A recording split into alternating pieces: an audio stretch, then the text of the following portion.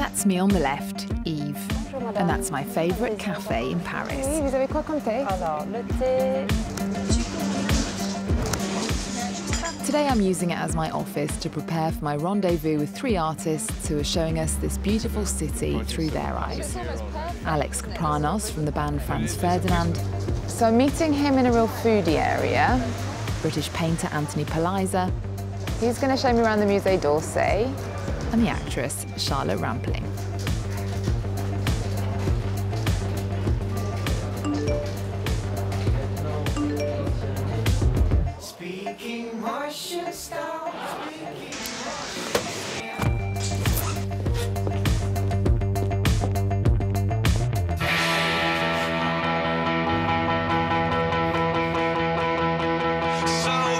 First stop, Montmartre, in the north of Paris.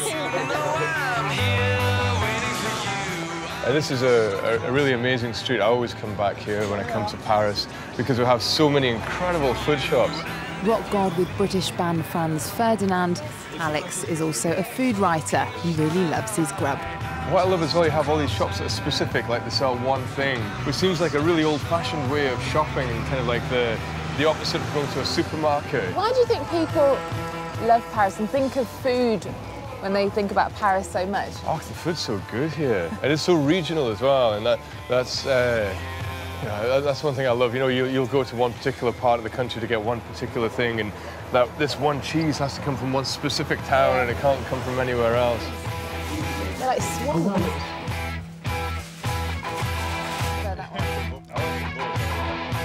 This isn't something you really want to do on television. You've got to do it in one, haven't you? Good job, I've got a big gob. Thank you. Bye-bye. Thank you very much. See you next time. Cheers. Bye-bye.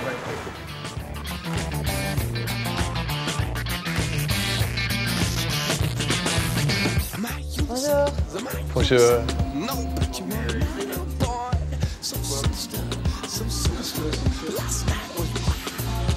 Can I try the Goya, please? Yeah, sure. Thanks. It's from 1968.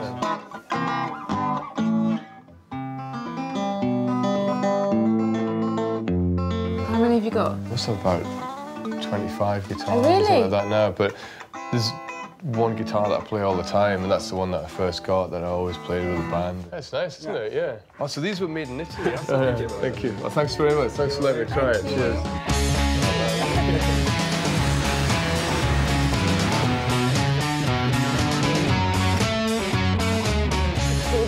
Buvette.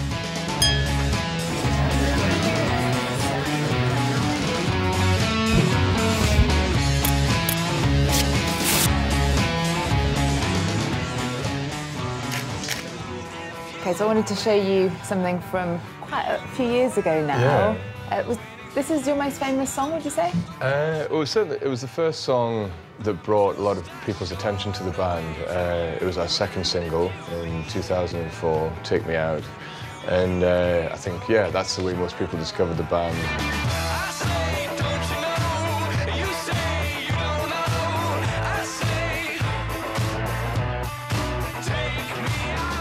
Do you remember the first time you performed that in Paris? What was the reception like? Oh, yeah, the first time I played in Paris was at La Boule Noire, which is a tiny little venue below La Cigale. There's maybe about 30 people there. But then I remember coming back maybe about 2 or 3 months later after the song had been released and playing in La Cigale, the bigger room upstairs, and that's one of my favourite ever shows in Paris.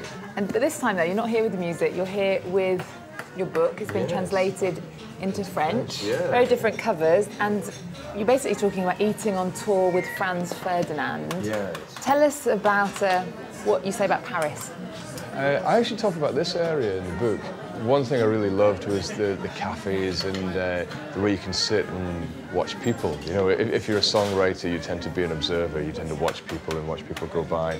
And Paris is one of the greatest cities in the world for people watching. Mainly because people do it to each other all the time here. It seems to be a way of life, just checking people out. You know, you sit on the metro here and everybody's looking you up and down and checking out what you're wearing. Bonjour. Maybe we'll just get a sort of mixture of things. Yep.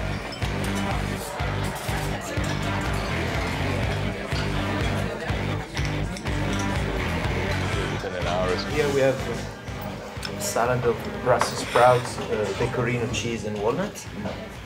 And this is grated carrots with fresh coriander and fresh pistachio. Oh, lovely. Okay, lovely. Thank you. Thanks a lot. Oh, wow. Look at that. La terrine compagnie, la maison. Oh, that looks fantastic, isn't it? So do you know croque madame and croque monsieur? It's basically kind of a very nice cheese sandwich with ham, if it's a monsieur, and with a madame, it has like an egg on it. Ah, yeah. It's like the traditional fast food in France, isn't it? But really good. And you're going on tour again later this year because you've formed a super band with the Sparks. Tell us a bit about that. I first met Ron and Russell Mail from Sparks about 10 years ago, and we'd talked vaguely about playing some music together. Then I bumped into them in San Francisco a couple of years ago, and we started sending songs to each other, and thought, oh, this sounds like an album. Let's make an album of songs, and we'll be touring that this summer. They're a great example because they've made 22 albums now, and they've done it with a great sense of individuality and style, and you know, they've kept their own identity and kept doing something that's original as well over the years. And this will be Franz Ferdinand's 5th album. Yeah, well, it's going to be the 5th album that we've made, yes. You're going on to make 22, is that your aim? I don't know. It's a lot of albums, that, isn't it? Yeah.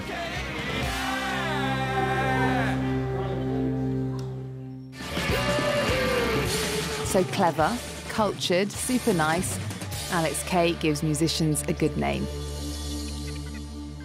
Now let's go and walk off all that eating with a very British portrait artist, Anthony PALLISER.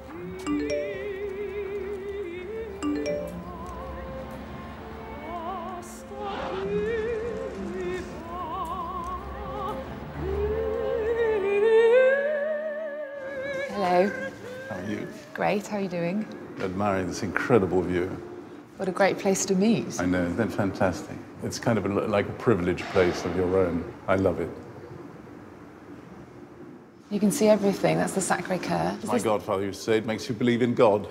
And then the Tuileries right there, and the Louvre. Is this why artists come to Paris, do you think? Well, I'm sure that would be one of the reasons, but I think anyone would be drawn to it. It's so gorgeous. I love living here.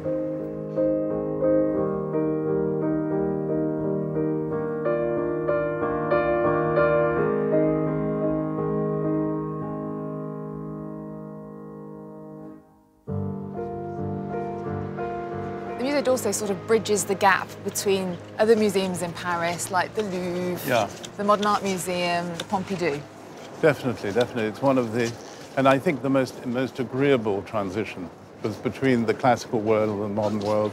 You know, I mean, it covers a brilliant part of French artistic history, anyway, which is the late 19th century. And there's 18,000 or so works here.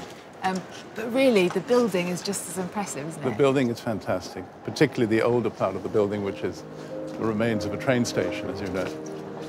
It's much more manageable than the thousands of people trying to get in the Louvre every day. And I think a bit more special, maybe, the building. Yeah, oh, definitely.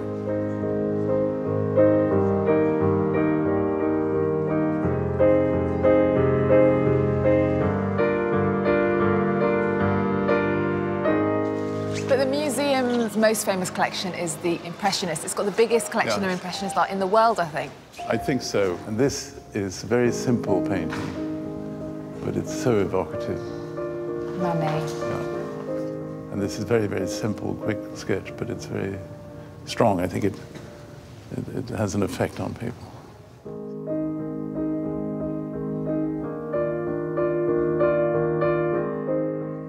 That fantastic painting there, look. I've always been in huge admiration of just the technical skill of that. And it's by someone called Caillebotte, who was a friend of all the Impressionists, and himself very well off. He had tons of money, and he would actually help them all night. But in a funny way, because he was rich, they all said, well, you know, he just does it. You know, Can't be good. He's a Sunday painter. But he's, I think, one of the most modern Impressionists. He really is looking to the future.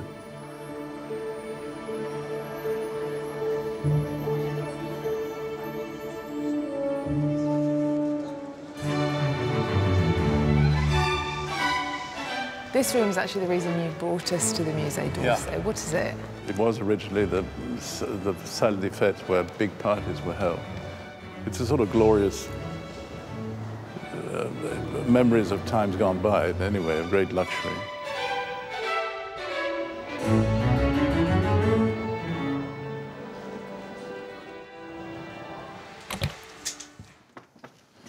So this is where it all happens. What an incredible room. It's great, isn't it? This is your studio. It's my studio / drawing room, yeah. And I've been living here for 25 years now. What was it that brought you to Paris in the first place? How many years? 45 years ago? Yes, well, I was 21. I just left university. And it's part, I mean, sort of one silly answer to that, it's girls. I got on better with French ladies than English ladies. But more seriously, it's slightly what we saw at Orsay. It's that incredible beauty of the place. You didn't end up with a French girl, though, did you? No, I ended up with a Cherokee Georgia girl. And I'm every day grateful for that. And you've painted sort of the who's who of the Paris scene over the years, like people like who? I just ask people whose faces I think are cool, like Kristen Scott Thomas got an incredible face. And there's a little one there of Helen Bonham Carter, who looks incredibly Spanish in that one, which I like. And Charlotte Rampling, whom I'm expecting any minute now. We met more years than gallantry allows me to say. Yes, we met. And she was my best man at my wedding.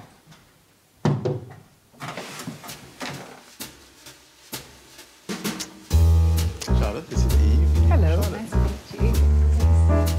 Yes. Might be able to cut that one, I think it's a little bit. I think I painted you 4 times, I'm not sure. Well, the first time was when you were in Rue Tiquetonne, and that was probably about 25 years ago. And that's the one with the 2 faces. And Charlotte's parents came to a show I had in London, and the father was this incredibly sort of handsome, rather sort of intimidating man. Sort of looked at me and said, "Well, I like the one on the right much more than the one on the left, don't you?" I think the one on the left's far too sad, he said. Right. That's right. I don't like seeing my daughter so sad. But they all thought I was either too fierce or too sad or or the skin colour wasn't quite sort of... They hadn't, you know, it's difficult sometimes to grasp what actually a portrait is. It is not supposed to be absolutely like you. It's supposed to be a representation, the artist representation of you. So, you know, you see it and you think, oh, well, I don't really like the way that looks. That's really not very important. I tell people I don't know well if I paint them, please don't be scared if you hate it the first 10 minutes or whatever. You have to let it sink in, because it really is not like a photograph. And because so many of us are used to, particularly actors and actresses, used to being photographed, it slightly warps the idea one has of how one looks oneself. Your mother was a painter, Charlotte. Yeah, she was, yeah. Not an official one. She never sort of thought she was any good, but she was actually very good. And Anthony tells me that you do secret painting. And I do secret sort of rubbing of odd things that sort of, perhaps one wouldn't call painting in this sense, but Well. artwork. But we never get a chance to see that. No. It's sort of very private. Yeah, I think it should remain private. You've just won Best Actress in Berlin. Congratulations. Thank you.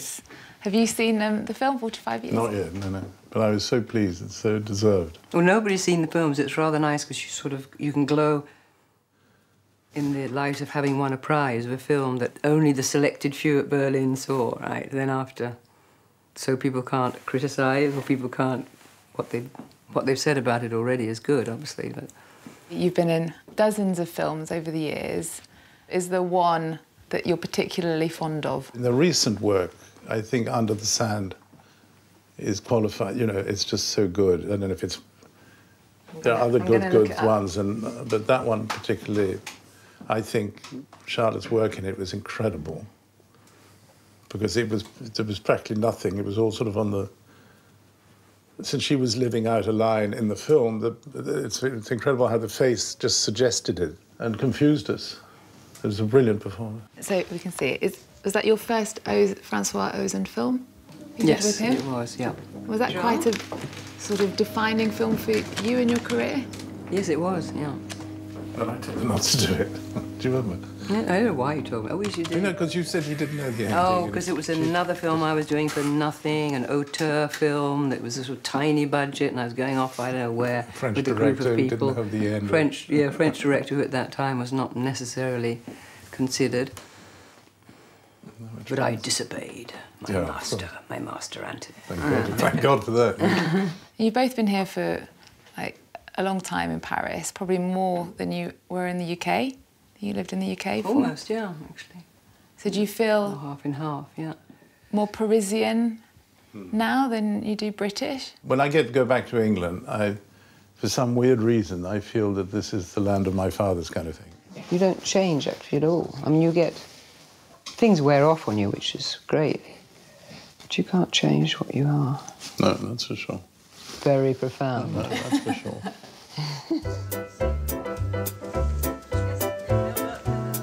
And on that profound note, I'm off. I've had an interesting few hours with these two. I hope you've had as lovely a day as I have. I'll leave you here on the banks of the River Seine. It's time to say au revoir until next time.